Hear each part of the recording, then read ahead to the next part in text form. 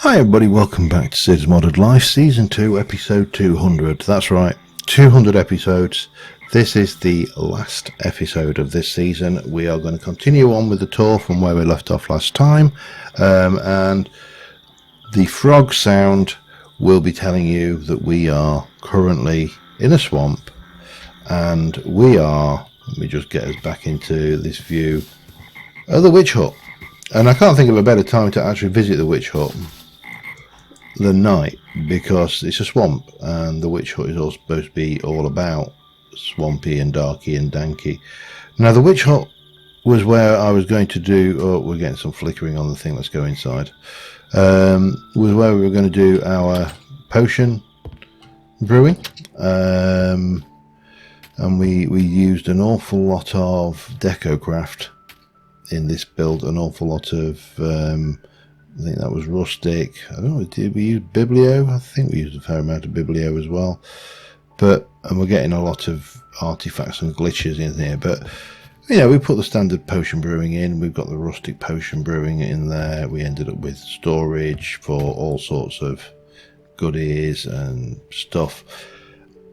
It was a very, very simple build. And then below the witch hut, we were working on the basis that we were going to have this massive, great storage facility for all of our, you know, amazing drinks, such as our mead, which is obviously wither resistance, and the various potions we brewed, all that kind of thing going on. So, you know, potions of recall, whatever that was, potions of fire resistance.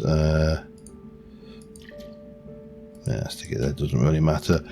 And again, it was, I'll be honest with you, I find potions in Minecraft to be sort of semi-useful at best. They're useful on a few occasions. You know, you go and do the wither fight, it's handy to have some healing potions, regen, strength maybe, whatever it may be. But I do find them, for the most part, largely, I cannot see what the hell I'm doing without my hotbar on, largely useless. But we end up with this particular thing. So this was my visioning of what a witch hut would look like if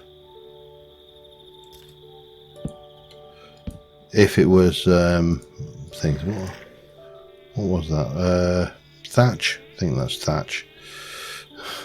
Correct that while I'm at it.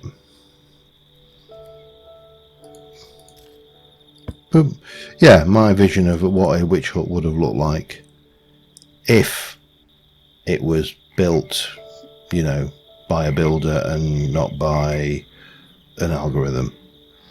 And, you know, that was fine, did the job. Obviously, heading out from this direction, I think it was this direction, I think we've found the right area. Heading out from this direction was where we came across Jurassic Land. Now, I'm not going to dwell too long, because we literally toured this 2 episodes ago as an end of building it tour, but just wanted to show you this in shaders really, and show you the brightness. I think we will take the opportunity to set ourselves to day though, because it just is the better. But you know, we built this entire area, each compound. Originally were set to feed all the animals, but the animals are moderately more stupid than the Techtopia and Ancient Warfare NPCs, so consequently we ditched that idea and turned the feeding mechanism off. But you know, we built the visitor centre, and again, I'm not going to go around all over in here because I did this only a couple of episodes ago. So if you want to see this in more detail, you can go back there. The only difference is no shaders on that, of course. But you know, we had the garage, we have the enclosures with all the various critters, the cute little baby ones, the dodos, all of the terror birds. God knows how. I wonder how many dinosaurs I'm going to see which have escaped. You Yeah, stegs, brachiosaur. And I think this is how they're getting out or dying. I think they're glitching into things when we load them in. Trikes, all the good little dinos, all doing their thing. And I know we're gonna see one of these out. I'd be amazed if oh, he's still actually in. I think that's the only one I've got left of those. But yeah, it was. This was a big build as well. This doesn't work very well with shaders, but you know, you can't have it. Nasty bugs. You can't have it always. But yeah, you had a lot of things. Now, the interesting thing was there's a lot of content to these. There's an awful lot of dinosaurs and an awful lot of compounds, but the majority of the compounds were just variations on a theme. This guy got his own variation on a theme because obviously he needed a big compound with that was set down. But other than that, variation. These look brilliant in the things. I mean, just look at that shark. So obviously the aquatic side of things was interesting. This, strangely enough, doesn't work with shaders that well, but we'll go and have a look anyway. Because the shaders just are very dark down here and you really can't see anything in the water. But you can, you know, you can wander around down here and you can look up and you do get the idea of the water, but it really doesn't work. I suppose, I mean, that's an interesting view in itself, just the looking up and seeing the fishes swimming above you, and somewhere over here there's probably a massive shark. You can't see him right now. He's got to be up there. So I mean, there really is nowhere he can be. Oh, there he is, right up. There's a reflection. But again, this was all of this was a lot of sameness to the building style, which is. It's part of an issue I find with building is if you're building something that is based on a theme, such as, you know, Jurassic Park theme, or with lots of concrete modern building themes, and I can't see anything in there. You've immediately limited yourself in what you can. Well, that's all right. It's just a glitching through the wall, because you might want to go and build in a different style. And obviously you can't easily, because you can't just build each thing as it takes you, because, you know, these have been built by architects. Architects tend to work to plans. Plans tend to be, well, planned. So you end up with this kind of design. You know, we've adapted this, and then these guys can climb, so we put the barrier in, and then we enter the pterosaurs, you know, flying around. I've actually got one flying for a change. But again, this all fairly recent. You can see all of this. So let's move on to what I think has been one of my favourite builds. These guys are massive. One of my favourite builds of the entire season, and this is over this way. We're going to head over past the visitors centre and over this way. Eventually we are going to come across again another big build, and I've certainly had my fair share of large builds in this season. Some of these have taken weeks to achieve and do. I just need to bring myself around, and as we come in we should start to see spinning into view Mount Olympus itself. Now again, the original idea, or the final idea we had, was to bring a train line in down here. And we were going to have a tunnel, and so you could get in this way for, you know, non-flyies. But unfortunately,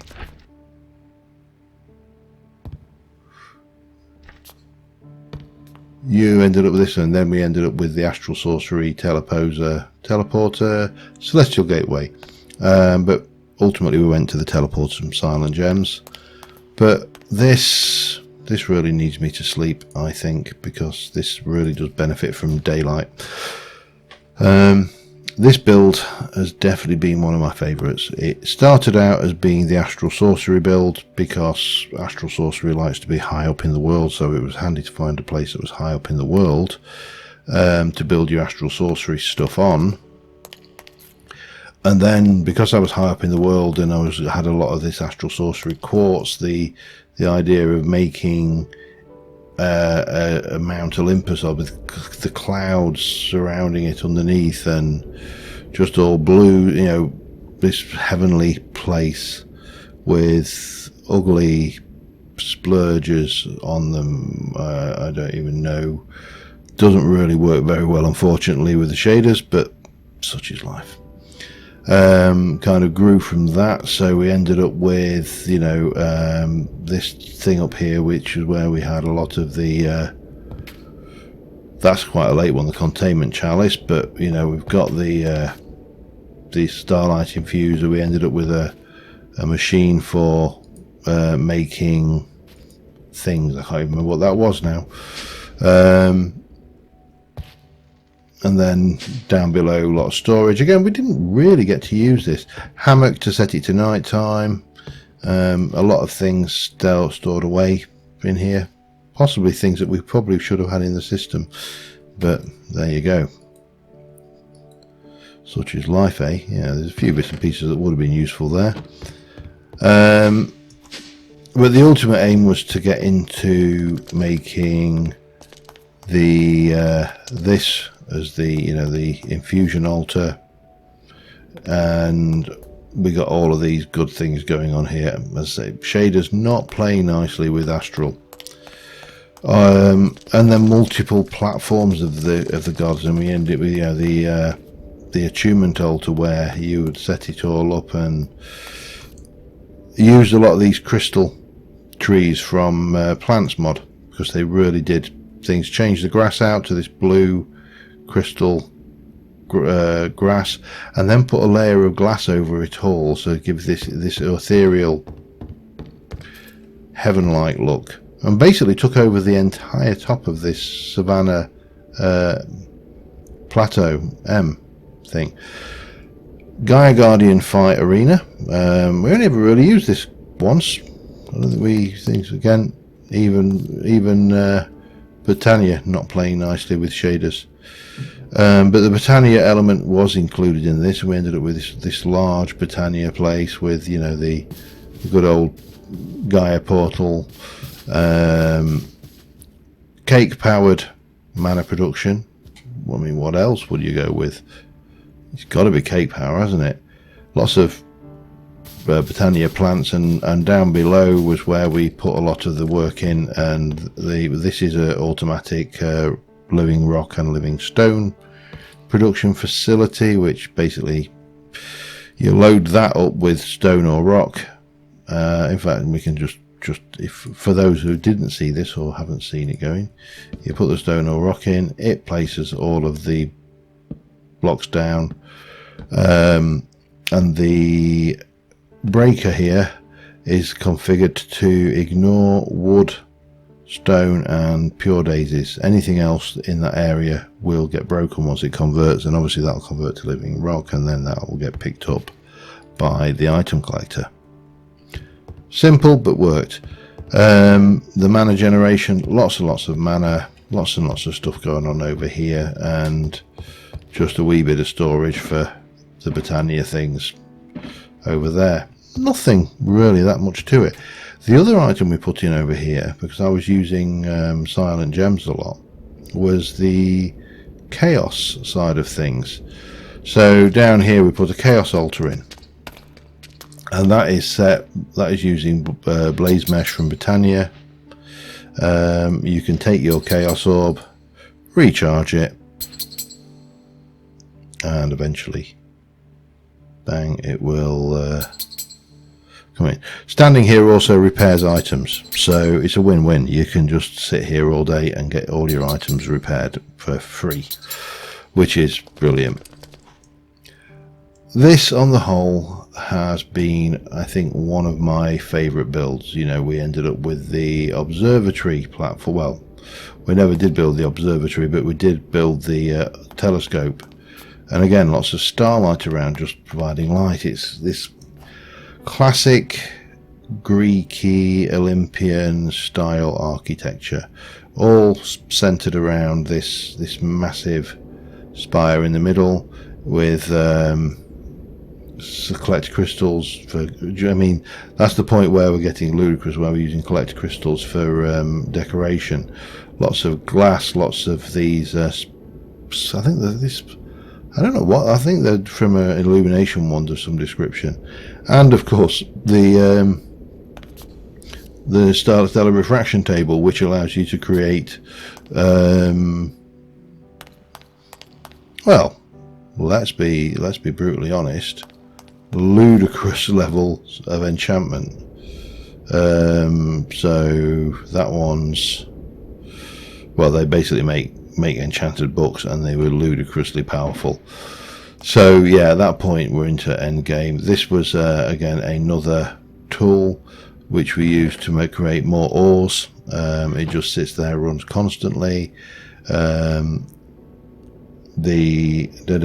I can get the right thing, the altar there is doing the ritual, which is converting those stone into ores, and they get picked up and put in that box by the hopper hock. It was a really simple system, but it really worked well. You know, Britannia enchanting area. I definitely think this is one of my favourite builds ever. I think it's going to be difficult to top. I've got some plans for how we're going to top it. Speaking of which, let's head over to Lag City, which is over this way. And I'm trying to think what else there is after that. Just the aviaries really, and the railway section, which again has its own kind of story. But if we head over this way, kinda, if I get the map up, no, if I get the journey map up, we should be fairly right. Yeah, let me just get over to where we're going, and I'll be back with you in a second. There we go. This was the ocean monument. So not only did we drain an ocean monument, which is a fairly standard tactic. This is Lag City, by the way, so I'm expecting this to go unpleasant shortly. We drained it, but then we actually used the oh God, what's it called? Hang on, I can't even remember the name of the thing now. The Shard of Laputia, one of those. We used that to basically lift the entire ocean monument up into the air, because why wouldn't you? And then directly underneath that, I built a guardian farm, which is in this big tank here. I don't know whether we're going to be able to see it because it's so dark down here. And just to make this fit in, we turned this into a little oasis of terrain down here with glass over these little cavern systems, and it's all, this is, believe it or not, all chisel and bits grass. It's all half slab, so it's unspawnable. So this is, even though these look like full blocks, they're actually half blocks, and it took an age, as these things do. But this generated all of our guardian stuff, and we also generates a hell of a lot of experience. It generated essence for the farms up above here, and then what we did is we basically completely repurposed this monument, built again a rather nice gardeny area underneath. This is actually behaving with Optifine. I may have to experiment with that again in the future. I've traditionally found it to be unreliable, but that was our, these are our garbage guys.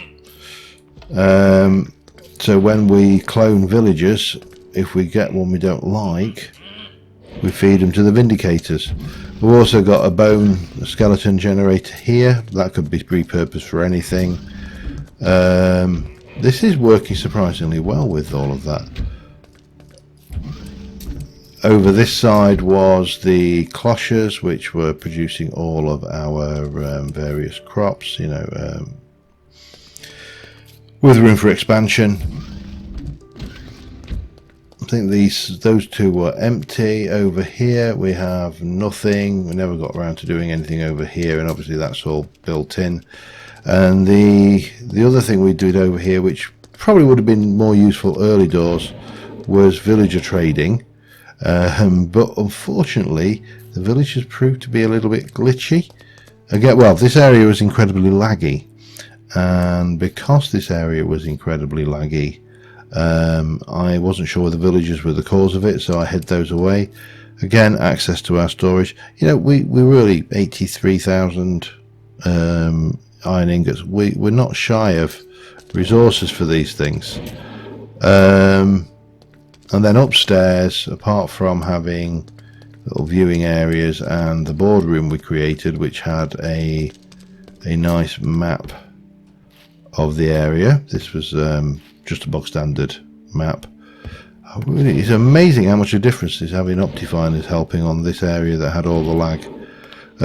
This was the control room that we were going to decorate, but again we had to abandon this largely because the area just became a lag factory, and I'm not entirely sure why, but whatever it was, Optifine seems to have solved it. The decoration out here was quite interesting, trying to get the blues and the purples and keep everything true to the ocean monument, and using this blue darkwood leaves from the nether were interesting, I think is probably a fair way to describe it. So I think that leaves us really with a couple of areas left to visit. We had the UFO, we've been here on previous things. This was just a teleportation hub, and obviously it was made to look like a UFO. So again, if I can take you out, we can come out and go over, and we ended up with like a beam of glass, you know, beaming down, and I think there should be, there it is, our kidnapped cow being beamed up into the UFO that we built. Again, it had no real function other than being a decorative piece to surround the teleportation. So, you know, we had the creeper farm, really not much you can say about that. It is basically a dark room spawner where the rooms are set to, it's 2 blocks high but with this trapdoor at the top, so the only thing that can spawn in there are creepers and ember golems could also manage to spawn in there. But you had the strip mine, which is strip mine, the ocean monument we've just come back from, Jurassic World we've just been to. The end really didn't have much to say about the end, other than we built a little teleportation area that allows us to get into the end.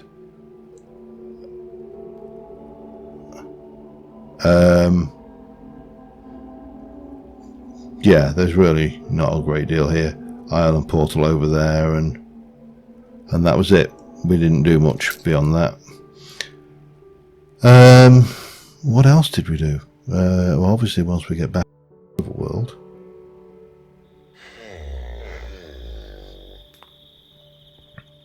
End, Jurassic World, Olympus, Desert Spawner. Again, that's nothing really to get excited about. So I think that is more or less it. The only things left that we haven't covered are, we'll start off with a thing which really started off as a good idea. I think it was I think the potential for it was very good, and this was this railways mod. And obviously you've got these, you know, massive immersive railroading mod, and you know, this huge thing up here which allows you to cast your parts and make your trains, and the steam hammer, and rolling machines, sheet machines, plate machines, and I'm going to sleep again just to pass the night, so we can get this in daytime, because whilst it looks quite atmospheric at night. You're not going to let me sleep there? No? Come on. I'm not asking you for much, matey. No? Okay, fine. I'll just do it this way. Time, set, day, because that will actually set it to morning and not just add 13,000 to the thing. Anyway, so once you built your trains, you brought them out this way, and that gave you access to the turntable and the railway sheds, which again I really liked as a detail build. With the trains in them, these are brilliant. The issues I had with them were the time it takes to warm up the boiler on that, and even the diesel boiler on that. It was ludicrous. They are really, really hard to control, and I had to go and get a keypad with an extended keyboard because the controls were hellish. But we built the things. We built this massive factory block, which also had. If I can get you to work, are you going to play, or are you going to crash? That might be crashing. Might not be crashing. These are these are little tile doors, and it doesn't seem to be liking it with shaders perhaps, so that might be an issue. Let me do this, I'll be back in a moment.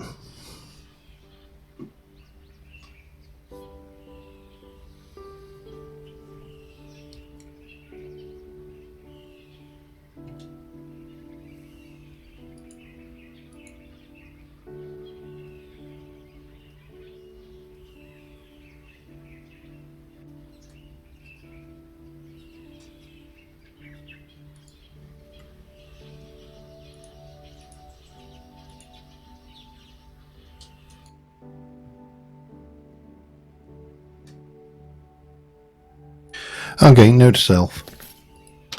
Don't touch the tiny doors. They really did not like that. I've had to restore from a backup. Oh wow, some of these are still going.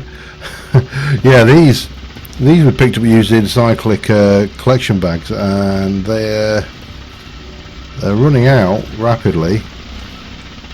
But you can see this iron one is still got 3,500 yield expected, but it's more or less. This has got similar amount for amber.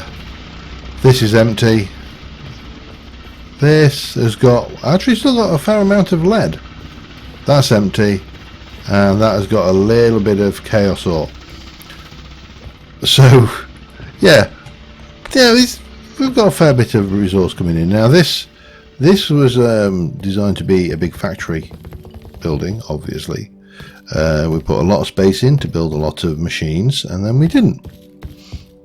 Because that's how I roll. Well, it looks, apart from the weird lighting glitches you get in, it looks pretty nice.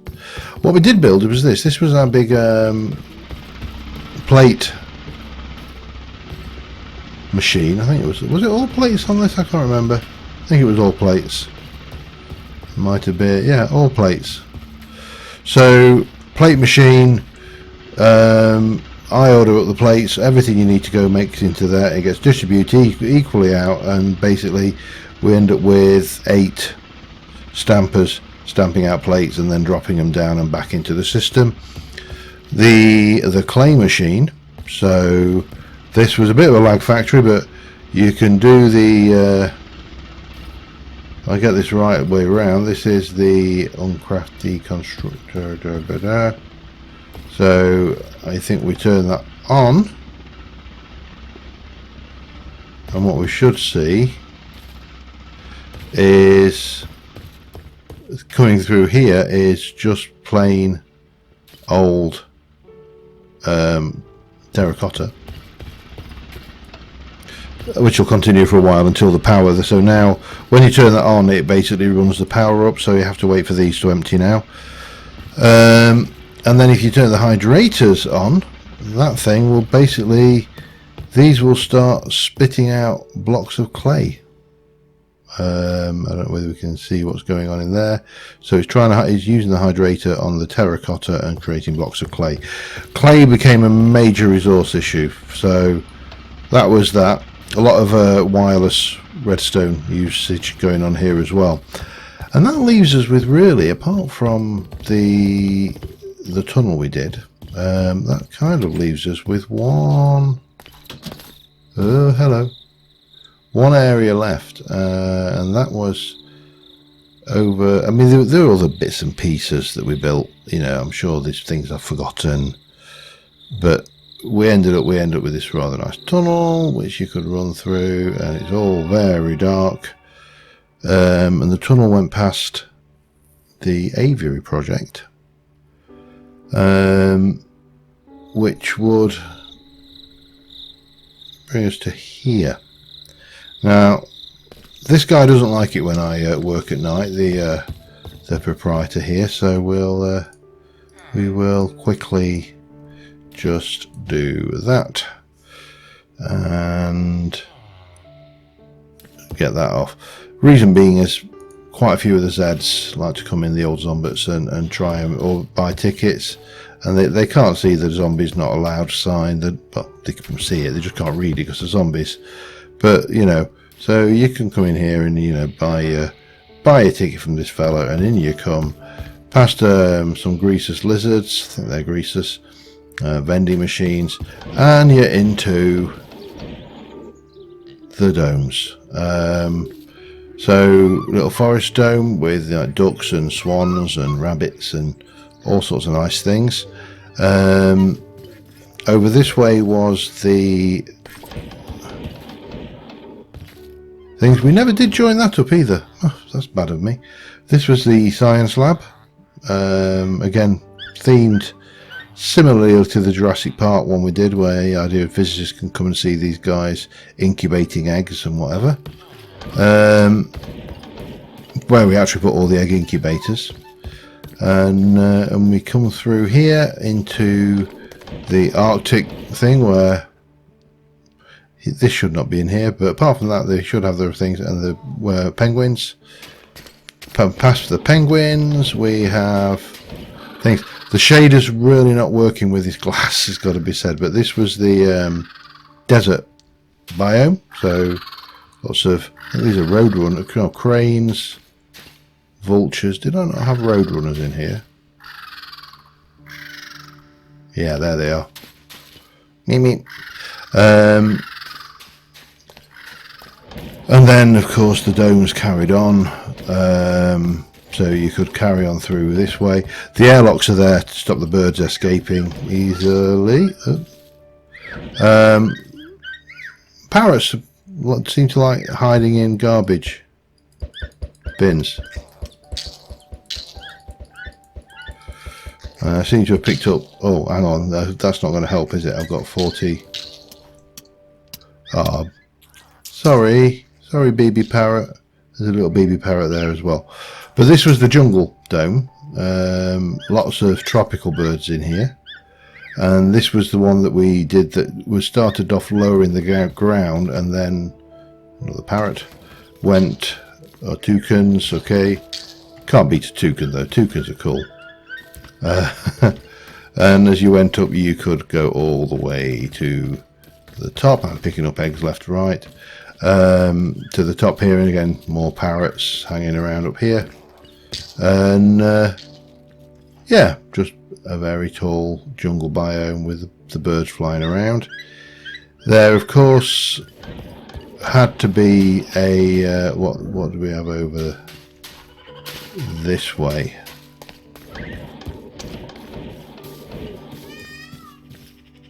So this is the another forest biome.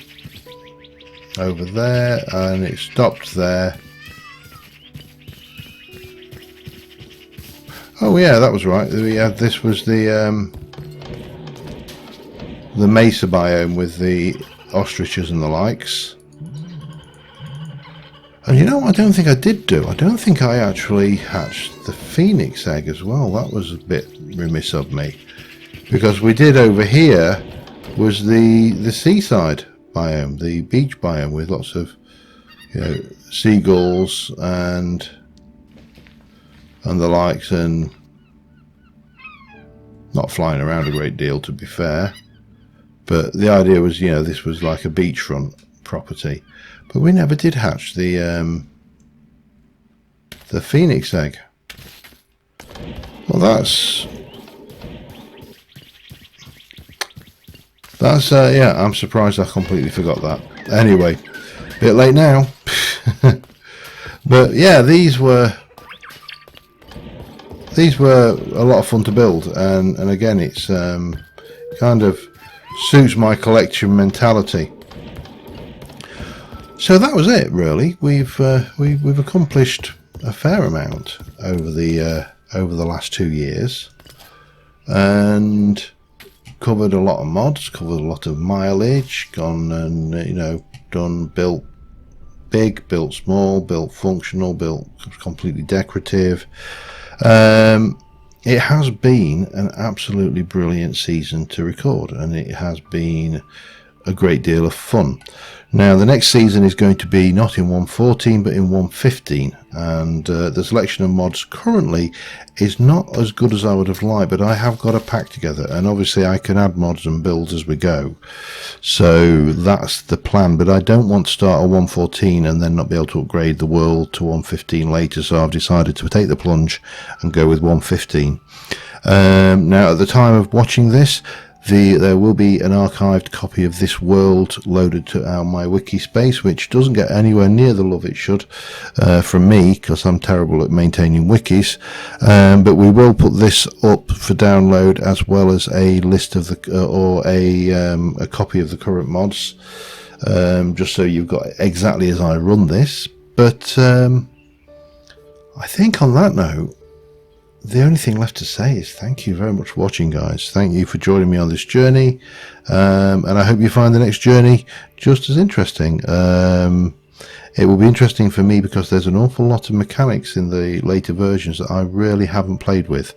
You know, I haven't done the update aquatic, I haven't done the illager raids and things, we haven't done the new villagers, so there's an awful lot of change there, and it should be interesting. We'll see how that goes. But until next time, thank you very much for watching, guys. As ever, it's always been a pleasure making these videos, and until then, see you soon. Bye for now.